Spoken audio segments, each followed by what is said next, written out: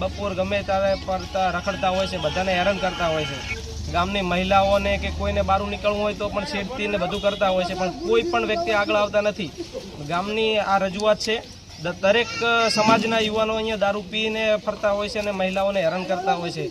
પોલીસવાળાને વારંવાર રજૂઆત કરવા છતાં પણ કોઈ પણ પ્રકારની અહીંયા આગળ મદદ કરવામાં આવતી નથી હાલની તારીખની અંદર। તો જો ટૂંક સમયની અંદર અહીંયા દારૂ બંધ નહીં થાય અને ગામની અંદર મિનિમમ ઓછામાં ઓછા ગણો તો હાલની અંદર 5 થી 7 અડ્ડાઓ ચાલુ છે અને ખુલ્લેઆમ દારૂ વેચાય છે।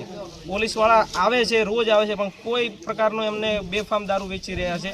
પણ વારંવાર રજૂઆત કરવા છતાં પણ એમના ઉપર કોઈ કાર્યવાહી કરવામાં નથી આવતી। જો આવનારા 5 દિવસની અંદર જો દારૂનું બંધી કરવામાં નહીં આવે અને ન્યાય નહીં મળે મહિલાઓને તથા ગ્રામના યુવાનો બધા મળી અને કલેક્ટર કચેરીએ આવેદનપત્ર આપવામાં આવશે। અને જો એનાથી પણ જો આગળ અમારે કાર્યવાહી કરવી પડે તો એના માટે પણ અમે બધા ગામના યુવાનો તૈયાર છીએ।